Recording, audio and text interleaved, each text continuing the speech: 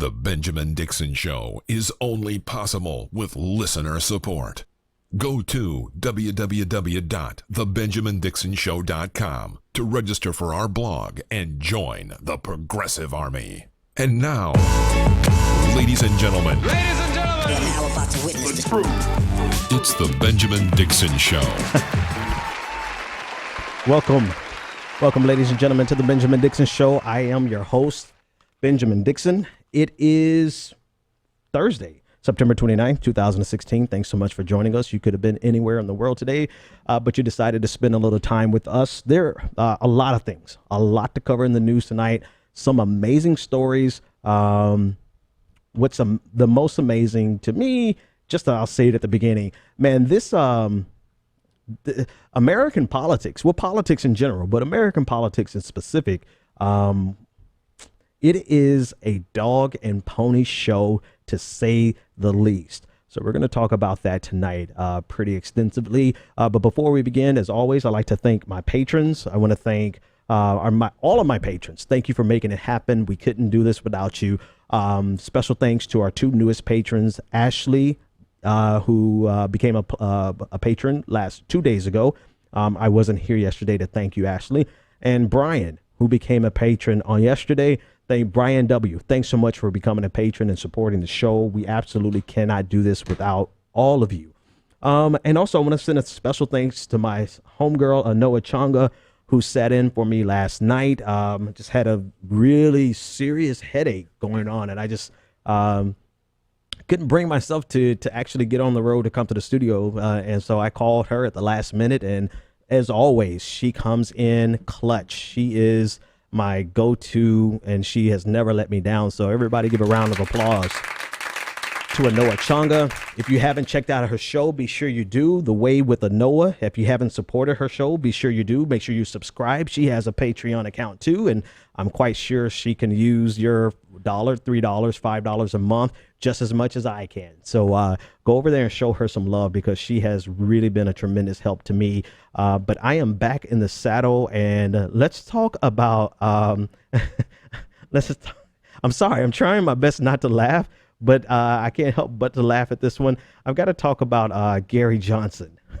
Here is actually, let me check something real quick. So actually, no, I'm going to do it the old-fashioned way. Here's Gary Johnson. Listen in.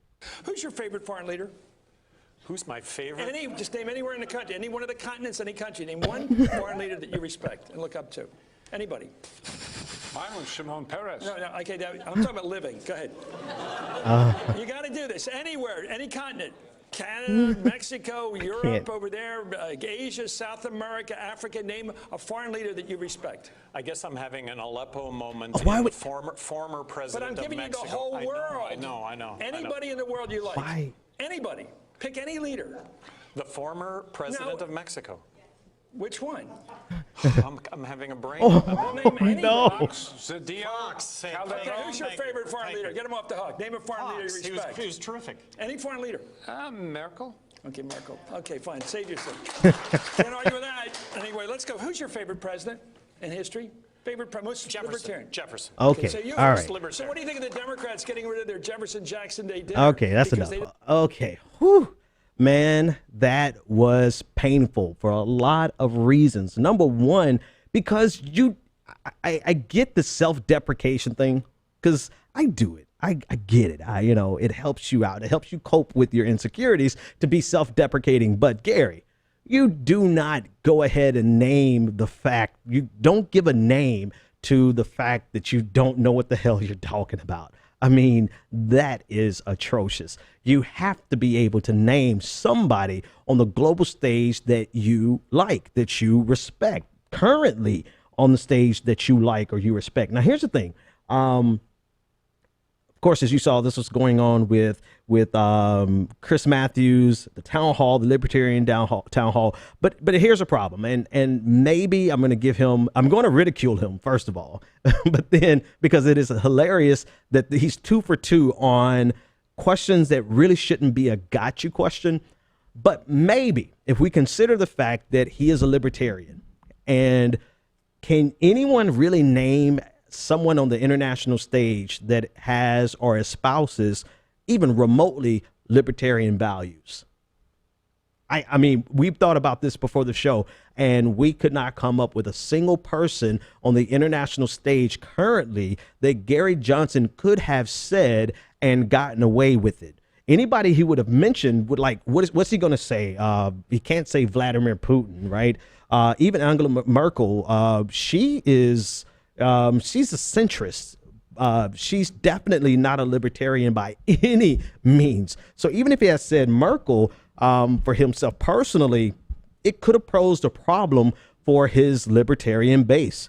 So with and I'm going to be hyperbolic here, or maybe not hyperbolic, but unfair, but with a ridiculous ideology like libertarianism, it's really hard for you to find somebody who espouses those ideas. Like, if you ask me, I would have very quickly and very easily said Jeremy Corbyn. I would have. Now, he's not the prime minister, but he's definitely on the world stage, the leader of the Labor Party.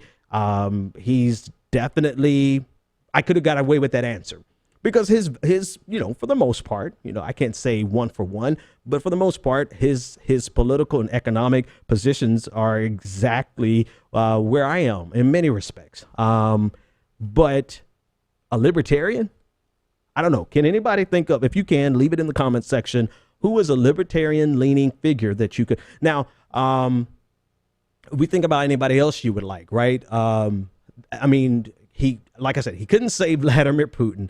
I mean, there is absolutely no one that Gary Johnson could have said that would have aligned with his thoughts. So it hurts them, though. This still hurts him because it gives the appearance that he doesn't know anything on foreign policy.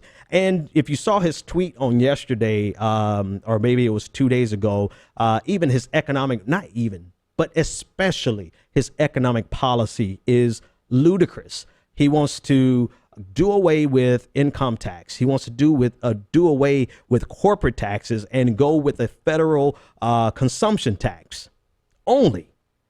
The only way we're going to fund the federal government is through consumption taxes. And take a few seconds to think about that economic theory and that economic policy, and you see how regressive it is, how it undermines the strength of the government to do anything for the people. So not only is he a caricature on foreign policy, he also is a caricature on economic policies. And to think he's getting 26% of the millennial vote, that should give us pause. That should give us pause. I really hope that his 26% goes down. He needs to swap with Jill Stein, because Jill Stein is going to at least know foreign policy enough to answer what Aleppo is and who her favorite international leader, favorite president or prime minister. She could answer that, and of course, I like her economic policies. But that's Gary Johnson. All right, so that's the lightweight stuff. In other news, and actually, hang on a second, I'm having the same problem that you were having, Max. Trying to find something here, folks. Hold tight. So, shit. Oh, sorry, just because I can't find any of my stuff. We'll go with it. 857-600-0518. When in doubt, throw out your call signal. Call out your station channel, your station identification. I am missing an entire section here, and you guys are just going to be patient with me because you love me and I love you, and we're going to do something here. Hold tight. Well, better yet, I've got to find a video of President Obama, and he's talking about, and the problem is, actually, that's the problem. It's not anybody's fault but mine. So President Obama today, not today, but last night at the town hall, the commander-in-chief town hall, he did something that really was problematic, something that bothered me very, very tremendously. And I'm going to discuss it momentarily. I'm going to see if I can get that video for you. Yep, I think I can. Here we go. I'm going to pull that video up. But this is President Obama essentially lecturing. And I know a lot of people, here's the spin.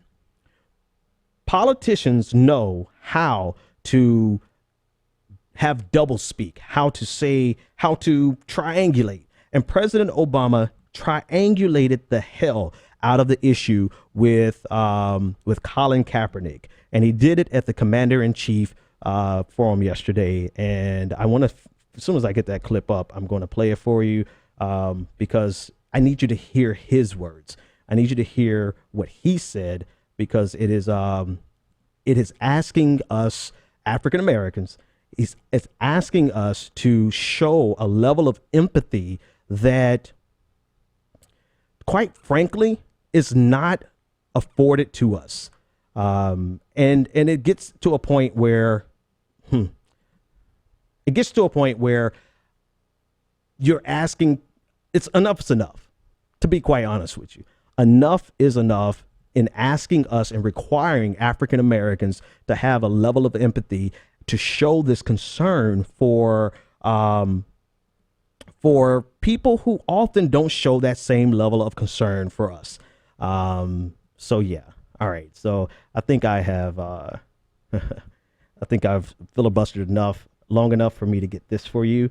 I want you to watch it. This is a clip from CNN in their presidential town hall.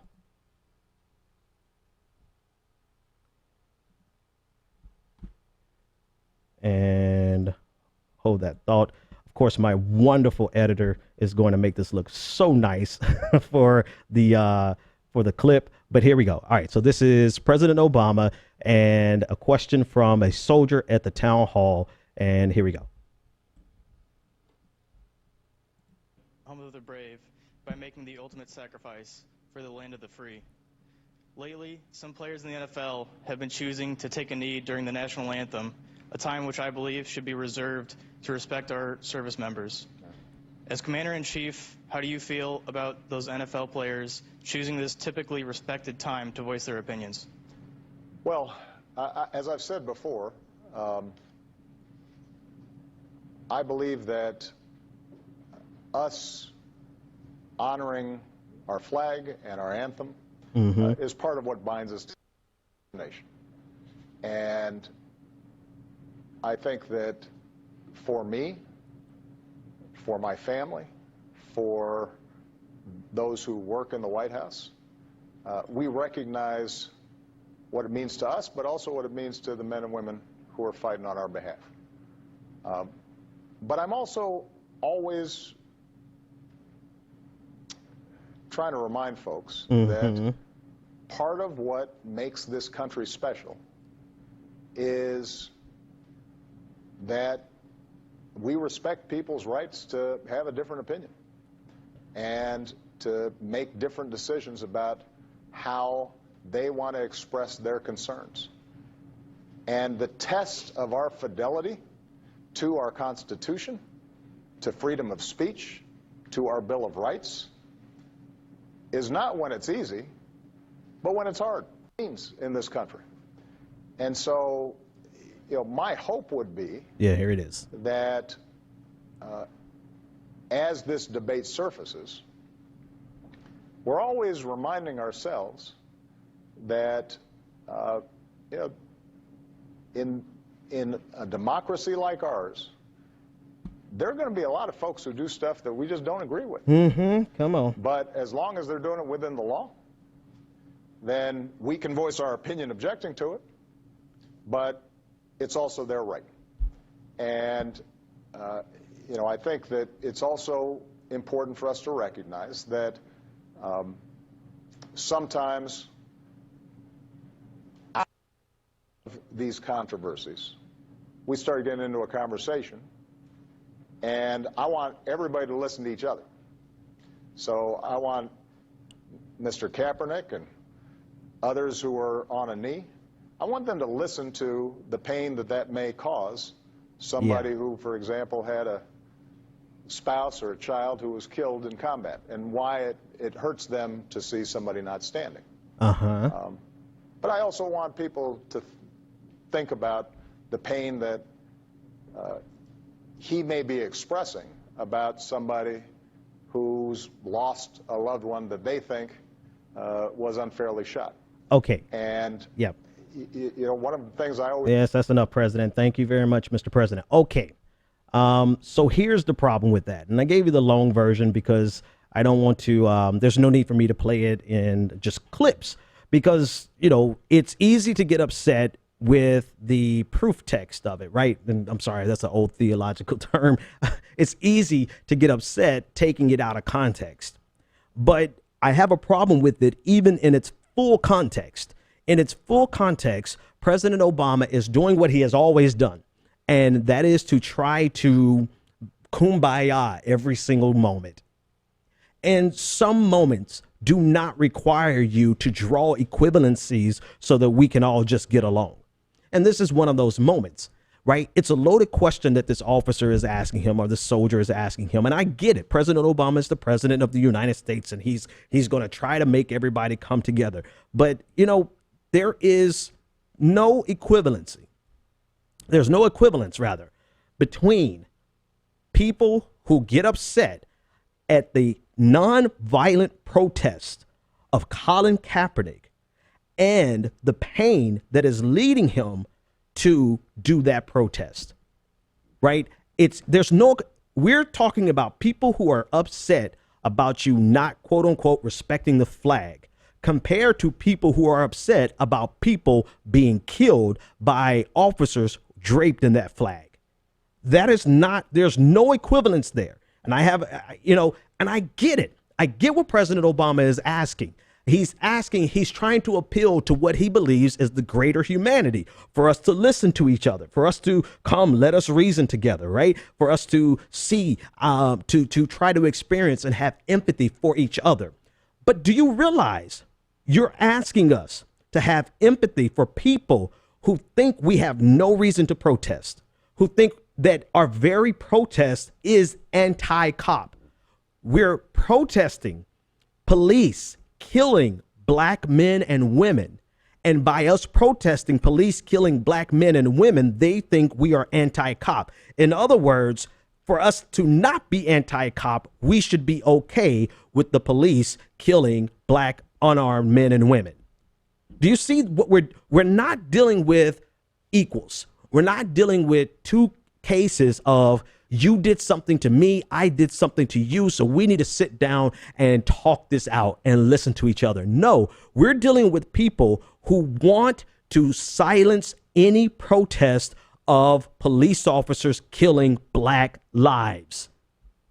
There is no equivalence to be drawn, and there is no empathy that they are showing us, because they are more concerned with the symbol of patriotism, with the symbol of freedom, than they are the actual rights guaranteed with that freedom. They are more concerned about the image of someone being acquiescing to patriotism than they are with the black men and women being killed.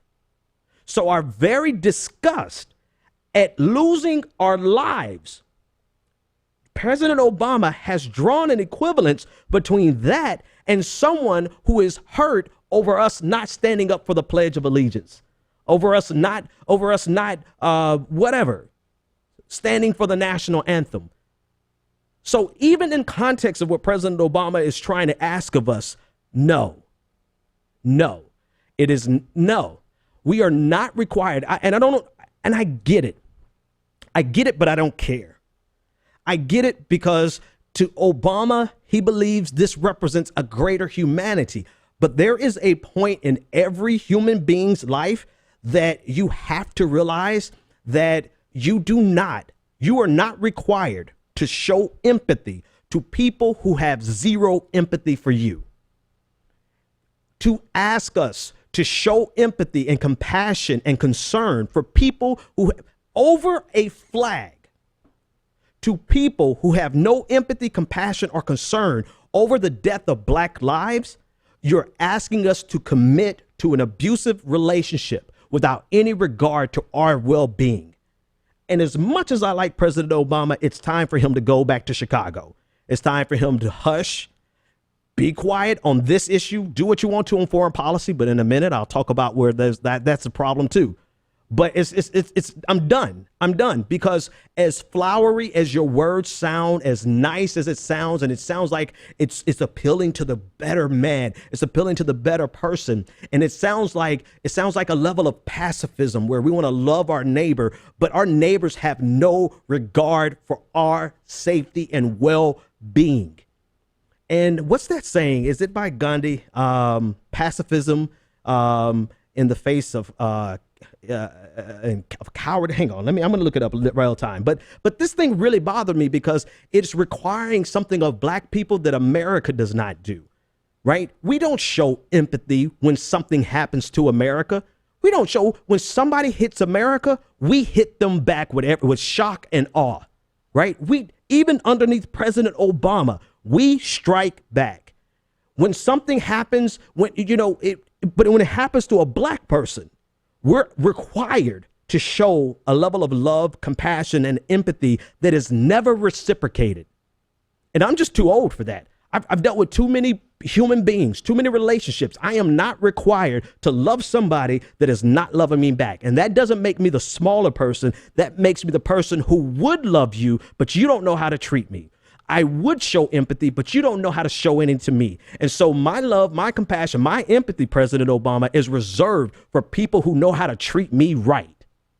And maybe if you understood that, yes, I'm going to lecture the first black president of the United States. Yes, all of you kiss my ass. If he understood that, then he would understand that he's dealing with intransigent Republicans that would not give him an inch on anything. And instead of always trying to, quote unquote, be the bigger person, why don't you, quote unquote, be the smarter person and realize when somebody will not give you an inch, you are not required to give them a mile.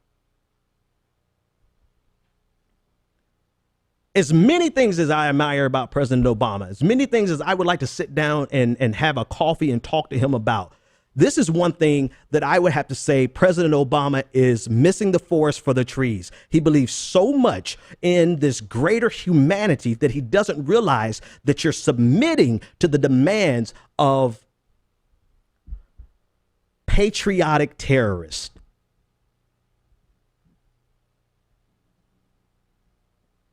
And I'm too old for that. I've had one too many relationships to realize, to not know at this point. I've had too many interactions, bad business interactions, to realize at this point, to not realize at this point that I don't have to give anybody something that they do not reciprocate to me. All right.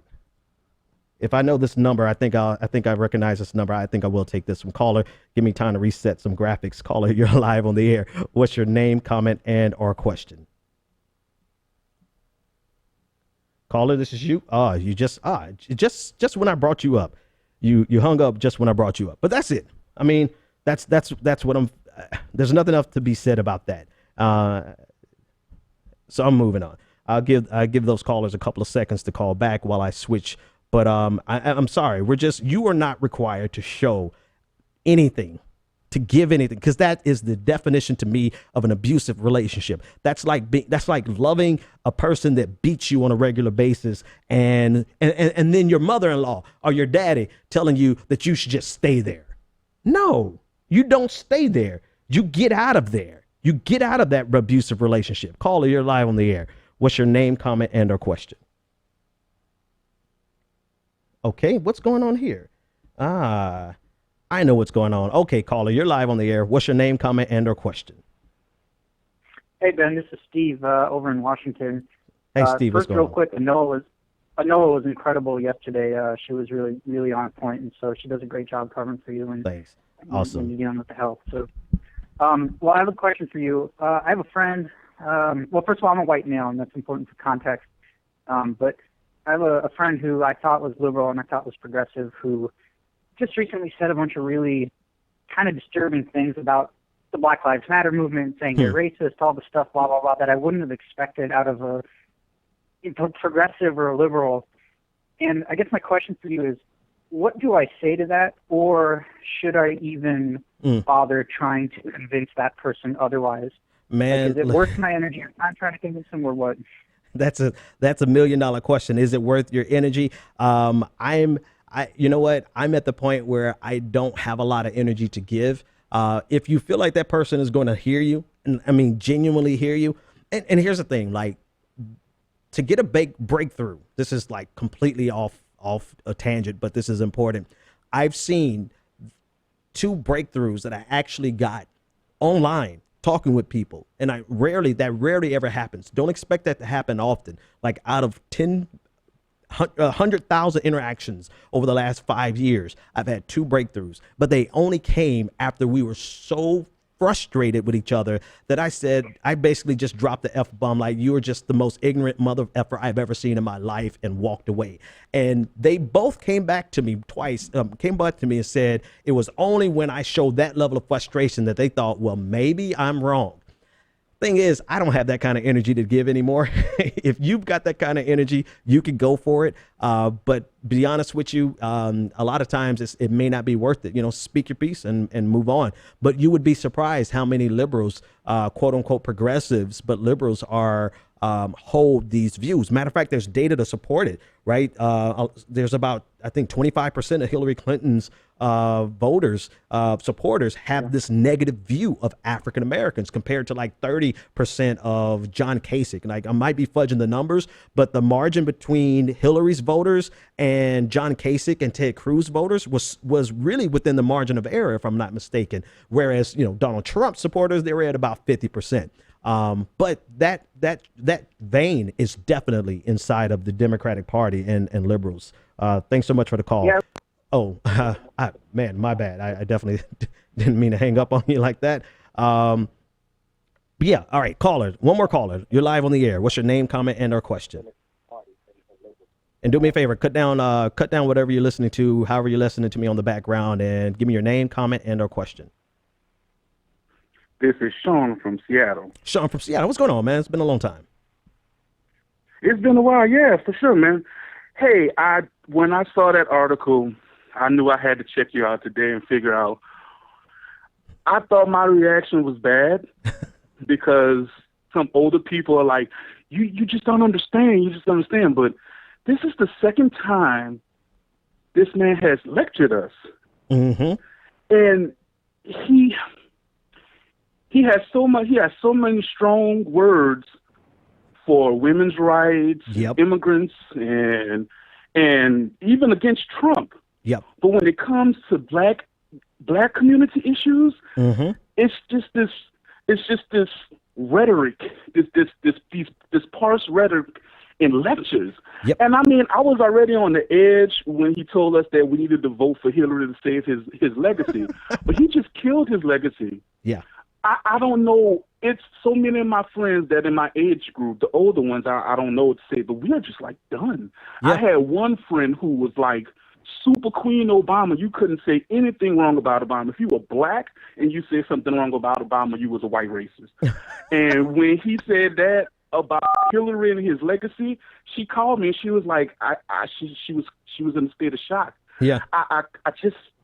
I'm halfway shaking, man, because this was a dude that I really looked up to, but he's just killing me. Yeah, man.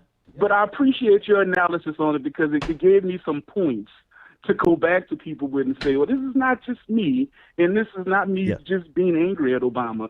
Guys really just lecturing us for no reason. It's this willingness, man, and you're absolutely right. Thanks for the call. It's this willingness to not hold the line for us. I'm going to be honest with you. I'm going to go here. President Obama is adopted into the Black American experience. All right. I don't care. Whatever. Unfollow me. Do whatever you got to do. You don't like that statement? He's adopted into this. He wasn't born into this.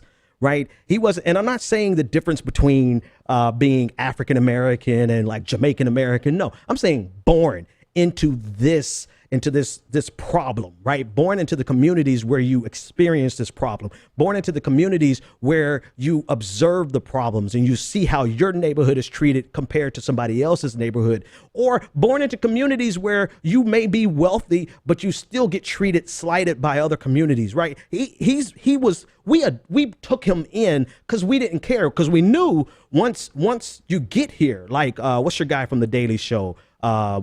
Trevor Noah. As soon as Trevor Noah got here, like, he wasn't born into it, but he's subjected to it, right? So it's not a way of dividing us amongst blacks, but the truth of the matter is we'll embrace you because you are here and you are experiencing this. Now there's a good chance you're going to be discriminated against just like we will. But when you're born into these neighborhoods and you're born into these problems and you are born into these churches, and you don't have to go to a church on the South Side to get a better understanding. You're born on the South Side, right? You're not willing to drop your blackness for anything. Sorry. I mean, I don't know what I hold besides my family. Like, at the bottom, there's my blackness. At the end of the day, that's all I got left besides my family. And my faith is there. But when my faith conflicts with my blackness, you better damn well believe that we're going to have to get some reckoning, right? We're going to have some reconciling. We're going to have to fix this thing because at the end of the day, I'm not acquiescing to whiteness because of my religion over my blackness. Nah, bro, it doesn't work like that for me. And President Obama has never had that backbone for our community, ever. And we've had to take him in love because you're like, we're going to look out for him. This is what blackness will do. Blackness will make you love somebody that isn't showing you the same amount of love. And President Obama has not shown the black community the same amount of love that the black community has shown him. And so he's asking one too many things of us at this point. Now we're like, bruh, your requests do not go that far with us anymore. We will defend you. I still would defend you to this day. But when it comes to this interpersonal black experience, no, your request, your black card is up. You don't get that extra mile from me just because you're black. Nah, I mean, there's a lot of black people who don't get an extra mile from me just because they're black. You don't get it. You're not going to get a lot of extra treatment from me, special treatment from me just because you're black. President Obama is now in that category because he has demonstrated time and time again that he will not have our back on an issue. And instead of people need simplicity, Barack. Yes, we're on a first name basis now. People need simplicity. We need you to simply love us enough to say Black Lives Matter and stop. Don't say nothing else.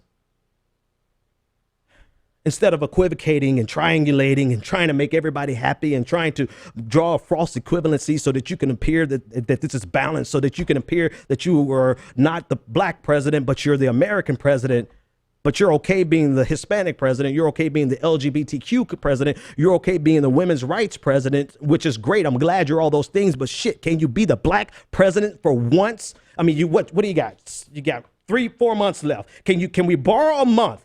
We don't have Black History Month anymore, so you got to do it before January. Can we get one occasion where you will stand the line for blackness and not draw these false equivalencies to pacify white supremacy guised as hurt over a damn protest, a non-violent protest? I'm done. I'm done with you, President Obama. I'm still going to defend you against people who don't like you. So I guess maybe I'm not done, but bruh, I'm done. All right. I got to shift gears. If not, I'm going to be here forever. And I knew I skipped the wrong one. Yeah, let's keep it rolling. All right, let's go to FBI crime statistics that have just come out. I believe they came out yesterday, if not 2 days. Actually, they came out on the 26th.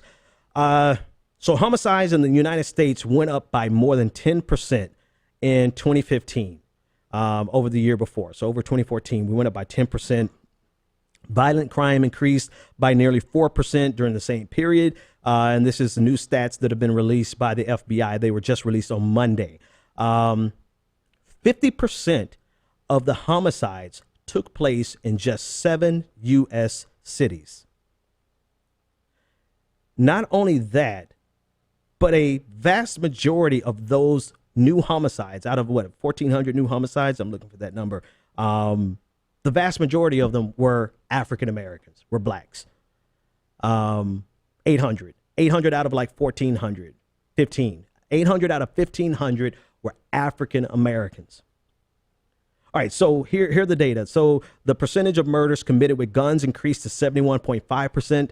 In 2015, there was an estimate of 372 violent crimes per 100,000 residents. In 1995, there was an estimated 685 violent crimes per 100,000 residents. So overall, it's dramatically lower. However, there has been an increase from last year, from 2014 to 2015. Now, in context, this is important because if you remember at the debate, Donald Trump was important for a lot of reasons. But the reason it's on the radar right now is because Donald Trump actually tried to allude to this as a justification for stop and frisk, particularly in New York. He identified New York as one of the cities that had an uptick in murders, but that's not the case in New York. But Chicago, St. Louis, and a couple of other cities, 7 cities actually account for the majority of the increase. Speaking to Loretta Lynch, the U.S. Attorney General, speaking at a violence prevention conference in Arkansas, said, quote, despite an overall increase in violent crime, 2015 still represented the 3rd lowest year for violent crime in the past 2 decades. So we're seeing, in a way, the best of times and the worst of times, if I could be so coy as to reference that. But for a lot of African Americans across the country, this is a dangerous time. It's not what Donald Trump described, but he's not absolutely wrong. What he is wrong about in terms of the African American experience is that he has not painted a complete picture, nor is he willing to paint a complete picture. Democrats really aren't interested in painting the picture at all. To be fair to this conversation, they're not going to talk about the plight of African Americans because the plight of African Americans in many of these cities are Democratic cities. But for them to identify the real problem underneath it, not only would they have to identify that this is happening in Democratic cities, but it's also happening because of not just the treatment of the Democratic Party, but the economic paradigm that the Democratic Party subscribes to. And above all else, they're not going to undermine that. Right. So nobody is going to paint the complete picture of what's happening in these black communities where murder is out of control, while in the rest of the United States, murder's going down. It's insane. It's insane. But I got introduced to a researcher, a journalist named Emily Bazelon. Close enough. We'll go with that. Of the New York Times and Slate. And she did something that I think is definitely worthwhile us taking a look at. She took Chicago and go ahead and say it. Oh, yeah. Okay, I'm sorry. And cut those 30 seconds out for me. So anyway, Emily Bazelon, she was talking about it. She's from the New York Times. She's from Slate magazine, but she was talking about it on a podcast that we were listening to. And she actually took a look at a map of murders in the Chicago area, the greater Chicago area, and the incidence of lead poisoning in the same area. And there was one more map, not only lead poisoning, but the what? Oh, segregation. Like if you overlay those maps of murder rates in the greater Chicago area, segregation in the greater Chicago area, and incidents of lead poisoning in the greater Chicago area, you can see that if someone does actual data on it, there's going to be a high correlation between those incidences. I want to repeat that again so that people can actually hear. And then I'm going to show you the maps, and then we're going to expand on it a little bit. So with just the eye test, if you look at, and you can actually go to the one particular neighborhood, and you can see in Chicago, you can see in this greater Chicago area, you can see high concentrations of murder, along with high levels of segregation, along with high levels of incidents of lead poisoning. And she stopped there, which was a great analysis and gave us the idea to go one step further and to look at the levels of poverty in those areas. And just looking at it, you can see where you find high levels of murder, you find high levels of segregation, high incidences of lead poisoning, and high levels of segregation. I think it says segregation first, but you also find high incidences of poverty. Politicians, particularly Donald Trump, wants to point at this as being this is just something that we need stop and frisk, because we have to basically, translation, we need to cage these animals. We need to get guns out of their hands because they're violent offenders. And this is the problem. And this is the solution. Right. Democrats aren't even talking about the problem in a substantive way because it's going to require them to talk about the real problem. But no one is digging down to the fact that the correlation between poverty and crime is so clear and has been historically documented that you cannot talk about the murder rates in these cities unless you talk about the economic plight of the people in these cities and the treatment of the people in these cities. All right, so just to demonstrate this a little clearer, I want to pull up a couple of maps so that you can see it for yourself. All right, so I'm pulling this up on your screen, and I apologize to those who are listening via the radio. I will do my best to describe it to the best of my ability. So here we go. All right, so the first graph we're looking at in the dark blue regions, in the blue spots that you see across the map, those are incidents of homicides. Those are where the homicides occur in Chicago. All right. If you look at the westernmost area of Chicago, and you can't see it right now, but the name of the area is called Austin. It's a neighborhood called Austin, and you'll see it on the far left-hand side, the far western side. You see it's completely dark blue, and you see it's scattered and littered with images with blue dots that represent the homicides. All right. That's the first graph. If you look at the next graph, this image is predominantly African-American community areas, right? So area 25, that's Austin. That's the same neighborhood. Now you can go back and forth. You can toggle back and forth. And just with the eye test, you can see down in the southern part of Chicago, you can see a lot of incidences of homicides, and then toggle over and you see that those are predominantly black neighborhoods, right?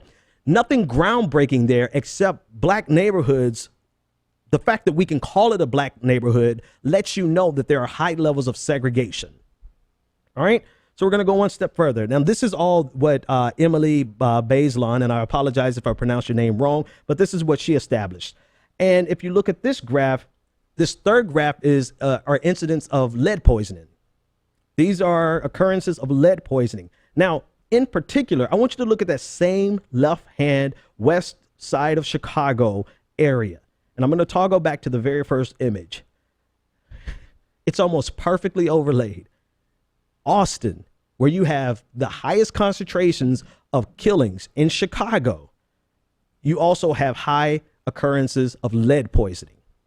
Now, this last graphic is not as clear because I guess Google does something different than everybody else does with their graphs, but you can see in the dark maroon areas, those are high levels of poverty.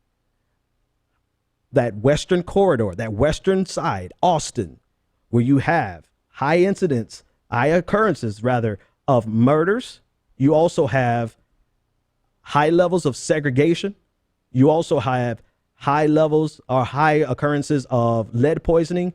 And you also have a lot of poverty. And that's just on the west side. You can see the same graphics. You can see the same occurrences on the south side of Chicago. Lead poisoning, poverty, segregation, murders. No one is going to talk about the fact that all of this that is going on is directly connected to the economic conditions of the black community.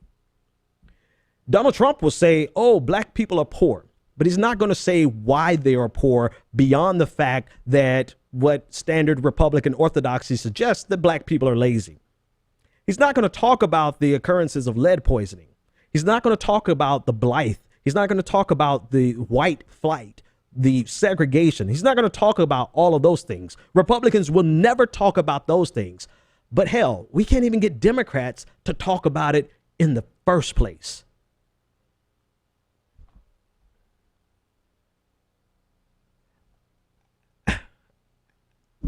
There's nothing else to really be said about this other than as long as we allow the conversations to end at murder, we will always allow them to vilify us and make it seem as though black people are inherently violent. Therefore, we need a national stop and frisk policy on communities of color, right? And they will never go to the fact that these communities have been so devastated and decimated by neoliberal by capitalism. So I'm tired of just saying neoliberal. It's a structural problem. It is the deindustrialization. It is the economic flight. It is the redlining. It is the underfunding of the war on poverty. So where you created homes originally in the 60s, you defunded it and allowed them to devolve into ghettos. But they blame this on the war on poverty, saying by creating the war on poverty, here we created the ghettos. No, the war on poverty didn't create the ghettos. It was the improper funding of the war on poverty. It was the all of the stages from the time LBJ signed it to the time of welfare reform, where we gutted it even further. It was designed. No, let me rephrase that. It wasn't designed to create the ghettos, but opposition to it made sure that it was not properly funded and created a ghetto, a system that cycles and recycles and repeats itself over and over again, so that grandmother who was there in the 60s had a daughter who was in poverty. That daughter who grew up in poverty, she had a daughter who was in poverty, and it passed down from generation to generation. And where you have poverty, where you have poverty and blight, where you have poverty and mistreatment by the people and by the police department and by public officials and politicians, you will have violent crimes. And while all these other neighborhoods are getting nicer, getting safer, you have these predominantly black neighborhoods who are segregated, who are experiencing high levels of lead poisoning, who high levels of poverty. You're going to find these types of murders. But again, we're not going to talk about that. 857-600-0518. We have a few more minutes here and a couple of other stories that I have to cover before the end of the show. But I do want to take this one caller. Caller, you're live on the air. What is your name, comment, and or question? Yes, Scotty. Scotty, what's up, man? Not much. I wanted to talk about Obama and Kaepernick. Yeah.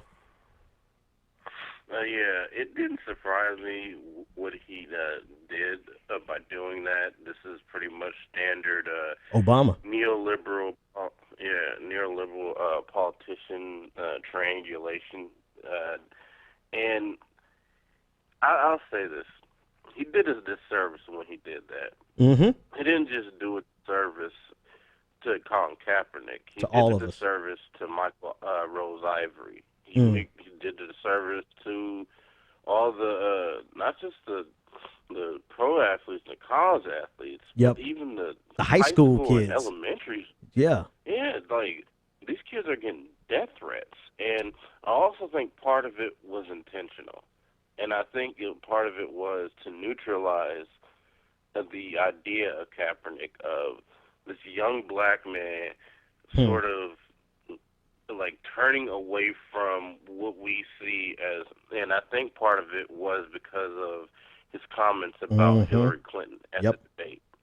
I think because if you realize his first statement was very diplomatic, and even the second, he tried to be, half and half, which he always does, which he's pretty bad at it.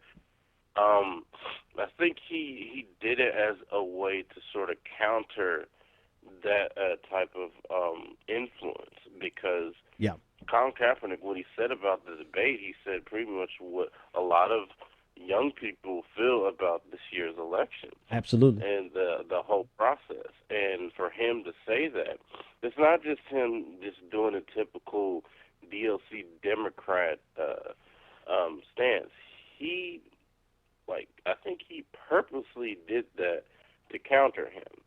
Because right now, it was fine when he was talking about police brutality at Senate third, and then a lot of liberals could say, hey, we support you, Senator, like Bill Maher, and then all of a sudden, oh, he's an idiot. He is saying something very dangerous. Yeah, Bill. Yeah, I saw that foolishness. Just because you have an affinity for black women doesn't mean you can say anything you want about black folks. Wait, hang on. I gotta give a shout out to Erica Gardner, who said pretty much what you said, but in a much about Bill de Blasio, mayor of New York. She said, just because you love black doesn't mean you love black lives. Yeah, I heard that. That was funny too. I mean, come on, this year's shown the hypocrisy of a lot of liberals this year, especially when it regards race. And I mean, but that's all my opinion. Nice show tonight, and peace. Thanks, man. Appreciate the call as always. That's where it is. And wow, didn't realize it was this late. All right, let me get to this last story. All right, so here's what I was talking about at the top of the show. It's this dog and pony show of U.S. politics that doesn't surprise me, is rather fascinating, but simultaneously, oh, God, who is that? Whoever just, oh, God, that was horrible. I'm going to start again. Because, so this is what I was talking about at the beginning of the show. I don't have this scripted. American politics, the dog and pony show it's fascinating, but it's not surprising, to be sure, but it's disgusting. It's the wag the dog kind of mentality that goes on over and over and over again. And the most recent iteration of it is this entire fiasco over the 9/11 families being able to sue foreign governments. It is the Justice Against States That Sponsor Terrorism Act, something like that. JASTA, I believe, is the acronym. I'll get it in a second. But so the long and short of it is Congress, in a rare show of bipartisanship, passed this piece of legislation unanimously, giving the families of 9/11 victims, or not just 9/11 specifically, but giving families the ability to sue governments that sponsor terrorism. Now, the immediate implications of it was the ability of 9/11 families to sue Saudi Arabia for their involvement or their funding of terrorism, of the 9/11 attacks. President Obama was clear from the very beginning that he was expressly against this.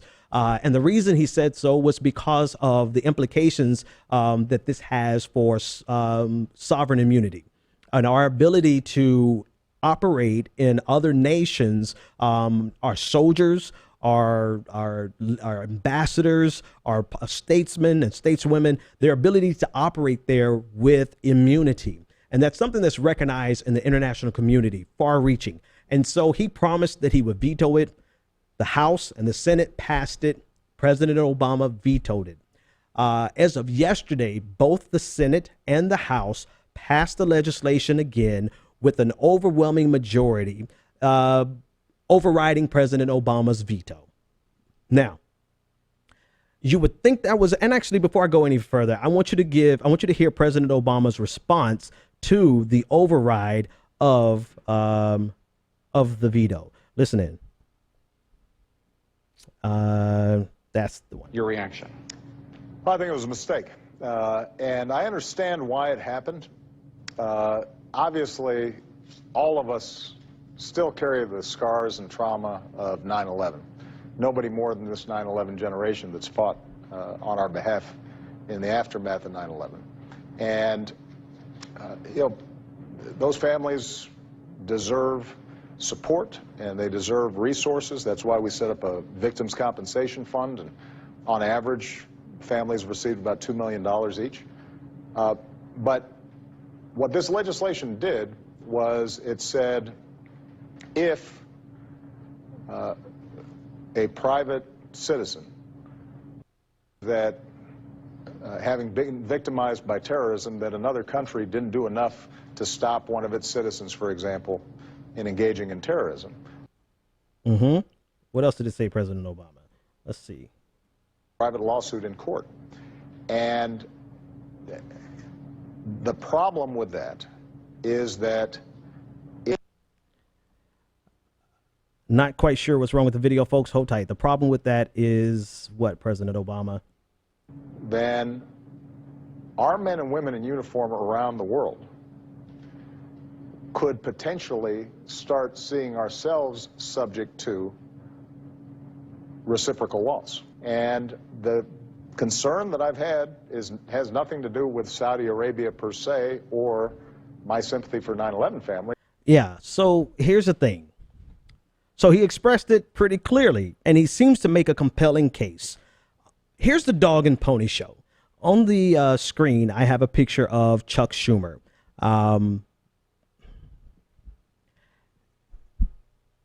This entire thing is one huge two-step. It's a what they call the Potomac two-step. It's a dance. It's a routine. Because of the amendment that Chuck Schumer had added to this legislation before they even passed it, before President Obama even vetoed it, Chuck Schumer essentially inserted into this legislation that ostensibly gives family victims, families of the victims of 9/11, the ability to sue foreign nations, particularly Saudi Arabia. He inserted into this legislation the fact that the Attorney General and the Secretary of State have the ability to prevent any type of action from going forward in perpetuity.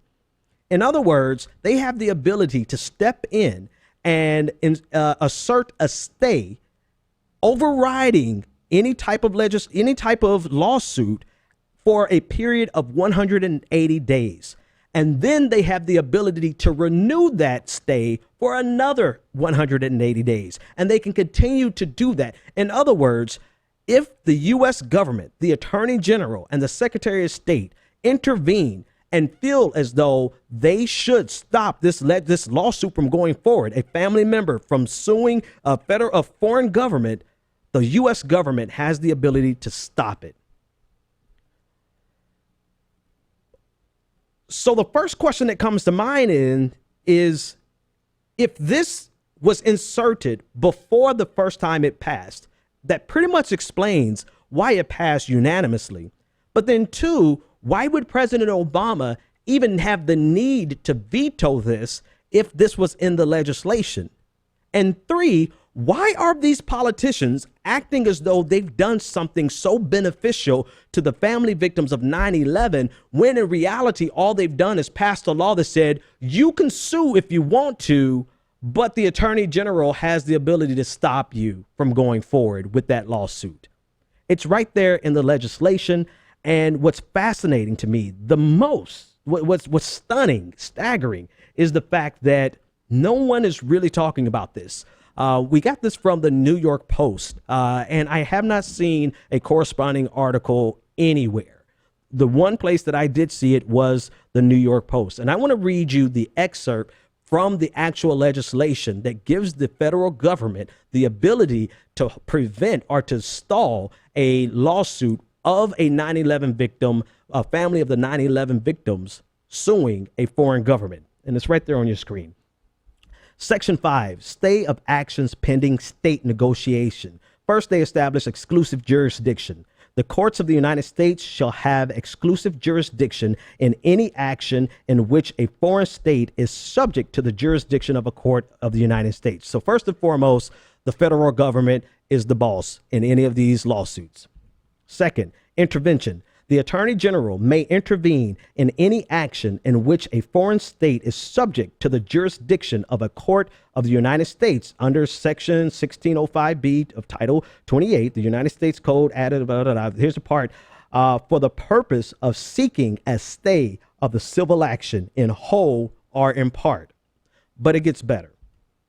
Section C, the stay in general, a court of the U.S. of the United States may stay a proceeding against a foreign state if the Secretary of State certifies that the U.S. is engaged in good faith discussions with the foreign state defendant concerning the resolution of the claim against the foreign state or any other parties as to whom of claims is sought. Duration in general, a stay under this section may be granted for not more than 180 days. But just before you say, oh, it's just 180 days, they go one step further with an extension. In general, the Attorney General may petition the court for an extension of the stay for an additional 180-day periods, plural. So just as soon as you feel like this is a victory for the 9/11 victims, and politicians are gallivanting around the country pretending as though this is such a great victory for the 9/11 victims, this essentially is toothless. This has like absolutely no teeth because the federal government, the Attorney General, and the State Department has the ability to stop these actions for every 180 days. And the most amazing part is they've gone through this entire charade of pretending as though this is a huge action. This is our politicians with a resounding voice, a rare form show of bipartisanship, standing up against President Obama to make sure that the victims of 9/11 and their families can seek restitution and from Saudi Arabia or any other government involved. But essentially they said, yes, you can go to court, but so long as the Attorney General can convince the Secretary of State and the Secretary of State can certify that, you know, we're talking to Saudi Arabia about this. We're going to talk to them about it and get this resolved. Then the Attorney General has the ability to stop and issue a stay of proceedings in this lawsuit. But still, the entire dog and pony show of President Obama vetoing a bill that is essentially meaningless in terms of filing a lawsuit. He vetoes it, and now the Congress comes back triumphantly to override the veto and saying, no, we want to make sure that our citizens have the right to sue foreign governments that sponsor terrorism, with the caveat of Section 5 that says the Attorney General can stop it dead in its tracks in perpetuity. Now, President Obama's justification for opposing this in the first place, the first part of it is bad enough. The second part of this, actually, there's three parts of this. The second part actually is the fact that President Obama is concerned about our sovereign immunity. The fact that we want to be able to operate in other countries with impunity. And without this, if we step across this line, this is going to give foreign nations the ability, or not even foreign nations, this is going to give private citizens and individuals the ability to sue America for all of the crazy things that we do on the international stage. Here's a catch.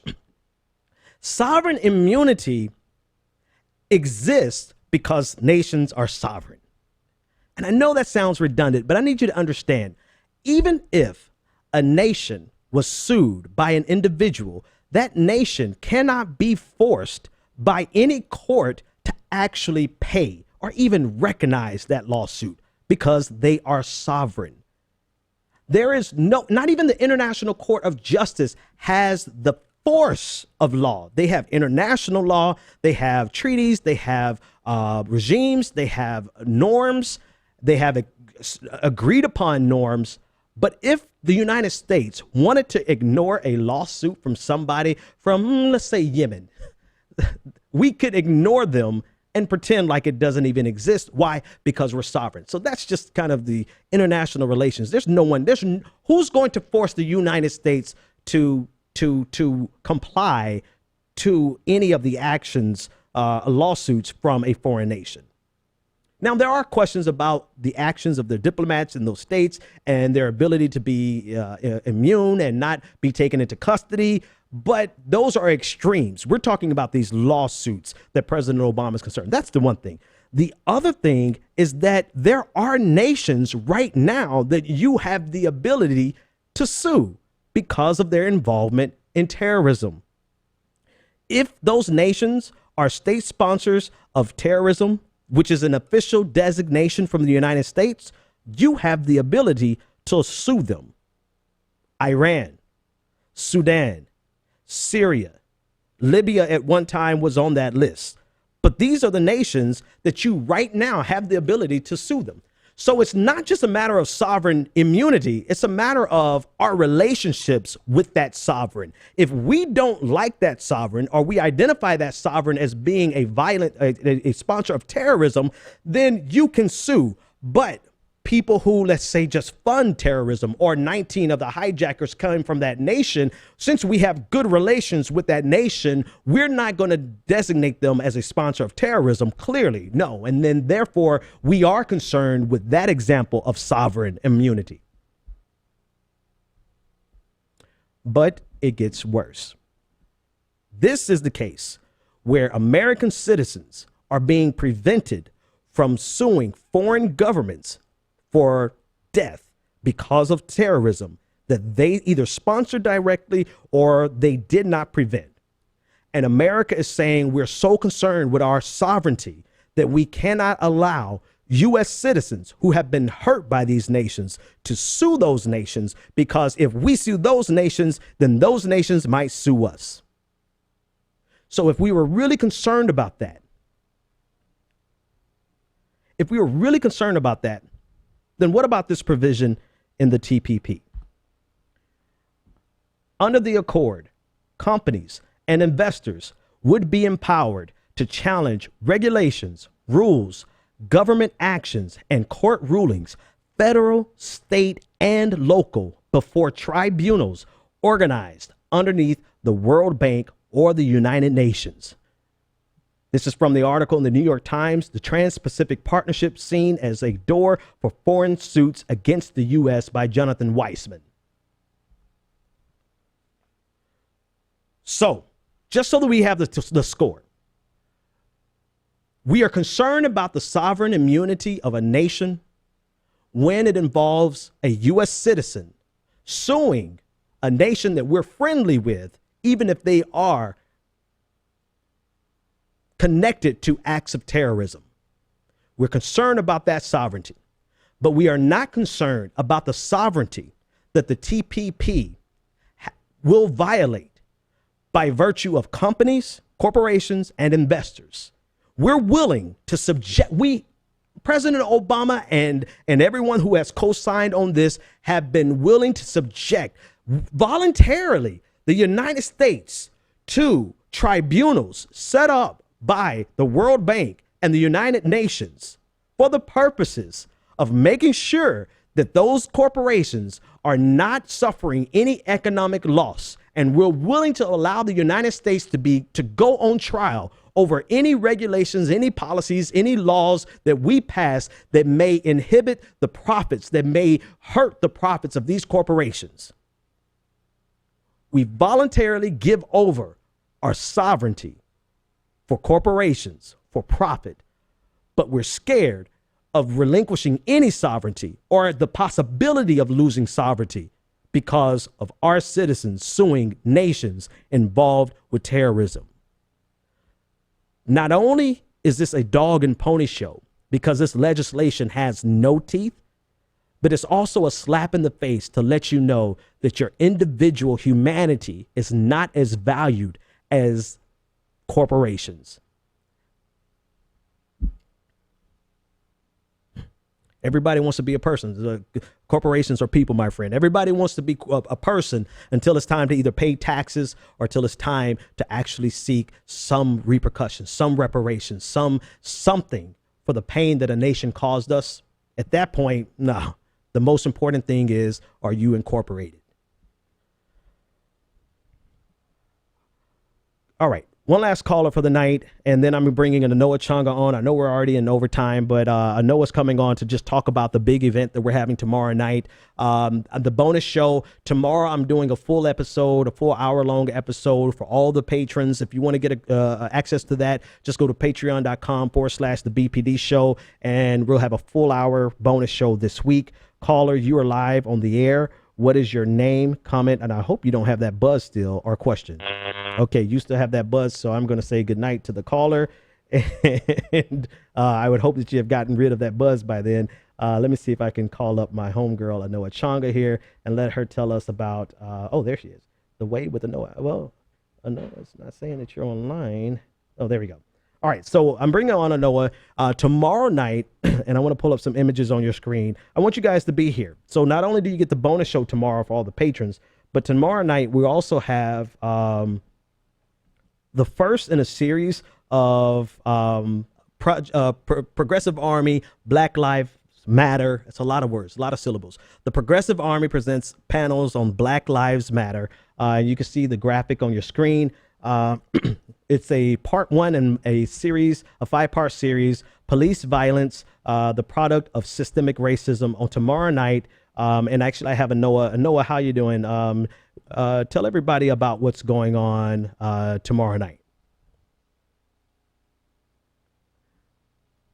Anoa? I don't hear you, Anoa. Okay, so there you go. I think I heard something. There you go. There you go. Tell everybody what's going on tomorrow night. Hey. Why am I on like this? Okay. Whatever. Yeah. Okay. So tomorrow night, Police Violence, the Product of Systemic Racism. We have 3 guests coming on. Tell us a little bit about what's happening. Yes, we have 3 guests coming. So just to back up real quickly, you know, many of you probably seen Sean King has done like a series of several articles, right? You know, around this issue. It's definitely something that over the last few years has definitely gripped our attention.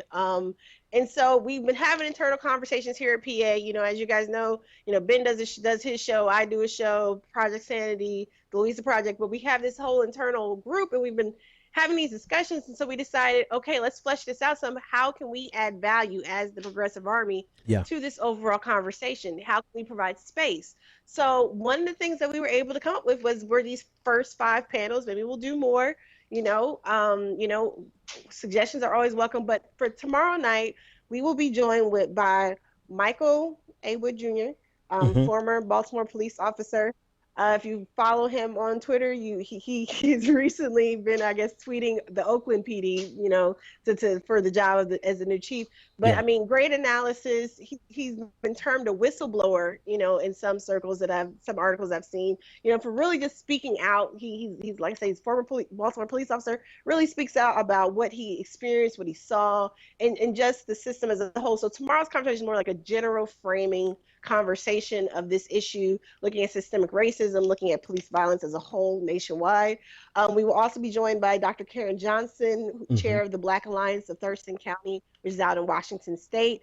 They actually have an event coming up, I think in 2 weeks, with the Olympia City Police Department. So they've already been doing a lot of work and activism on the ground out there. So it's going to be a great conversation. And then finally, third panelist to round out our panel for tomorrow night, will be joined again by Roy Tatum, former deputy director for African American outreach for the Bernie Sanders campaign, and he's currently an advisor with the Jill Stein and John Mubaraka campaign now with the Green Party. And then we have the remainder of the panels that will be coming up. I mean, it's going to be it's 8:00. Come join me. I'm really, this is an opportunity for us to hear from people who actually are engaged in this type of work. And one of the things that we thought about doing, like a lot of folks, there's a lot, I know people probably be like, why didn't you ask so-and-so? Why didn't you ask this person? We send out tons of invitations and there's so much going on, and it's going to be a robust conversation. So definitely join in, share the links, share the videos. Sure. and definitely, you know, be a part of the conversation, because we're looking at how can we add value and not just talk, you know, for the sake of talking, but really add some substance and put it on the table. So all right, let me run these down, because I have the graphic here, and I can vouch for all the invitations that were sent out. I do believe, if I'm not mistaken, we have Nina Turner, who's confirmed for our for the event in October. Yeah, Nina Turner will be coming on for, we have a panel about dealing with looking at education, because that was one of the things we talked about too, what our internal planning team was. It's not just like police killings and police violence. Again, very important issue. There are so many other wraparound issues and supports, and especially with Nina's, you know, disappointment from the debate the other night with the lack of conversation about issues of poverty and education and really what's affecting workers class families. So it's great that she's going to be able to join us. That panel will actually be hosted by Michael. Oh my God, my bro's name, our host of the Louisa project. His last name is slipping my mind right now. It's late, but Nina Turner will be joining us. Yes, Michael Redwine. Nina Turner will be joining us for that panel. Awesome. Michael is very lucky because he hosted. Marcus Farrell will be joining us later on, and as well as possibly Cara McClure of Black Lives Matter Birmingham. Yeah, actually, they have all been Black Lives Matter Birmingham, Black Lives Matter Atlanta, and tons of others have actually been out in Charlotte. So I'm gonna work with her a little bit more to see if we can flesh out and get her group's participation some. So there's a lot of building and stuff that's going on. We're getting connected with a lot of really great people. We're trying to loop it back in Joshua Harris, who's running for mayor of Baltimore. Okay. And one of our, we're reaching out to a lot of real cross section of people. Because this is an important topic. Yeah, let me jump in there. I want to run down the titles. These are a series of 5 panels of 5 conversations that are very important. Police violence, the product of systemic racism. That's taking place tomorrow night at 8 o'clock. The next one will be the root of the problem, infiltration of communities. The following one, this is the one that I believe Nina Turner and Mike Redwine are going to be on. The factors, education, social economics, and poverty. Following that is Black Lives Matter, beyond the names. And the final one is government and citizen activism. And you are, thanks to everyone at Progressive Army, Project Sanity, The Way with Anoa, everyone who's involved in this, and David, particularly David, for helping, kind of coordinate all this. We want you to be here tomorrow night at 8 o'clock to participate and listen. We're going to live stream it, and we're going to broadcast it on the podcast. I'm getting ready to get out of here, Noah, but before I do, I got to say, I love you, sis. You always a clutch for me. I appreciate that. Well, I'm setting y'all up. You don't understand this, though, right? Because Nayla is my 15-year-old has her heart set on MIT, and she gonna need her uncle and auntie. She's a great babysitter, though. Hey, we need some babysitters. So no, but seriously, no, yeah, no doubt, definitely. Like I've said, I say all the time, shout out to you because you provide space like this could be, even though we're progressives, it does not have to be the all peace and love and family. Yeah, we could be at each other's throat. Adversarial. Yeah, right. And you provided space, you provided an opportunity, and I most definitely always appreciate the opportunity to grow and learn. So thank you. But no, I'm really serious about sending my daughter up to Boston. we'll talk about Boston. Anyway, have a good evening. Yeah, you too. We'll talk about Boston later. Join us tomorrow at 8.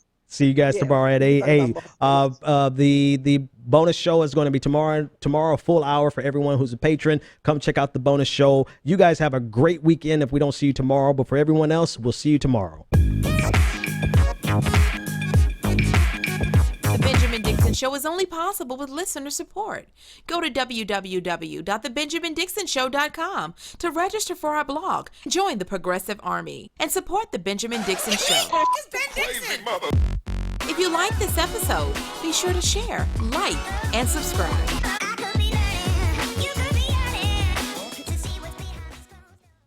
Consider becoming a Patreon.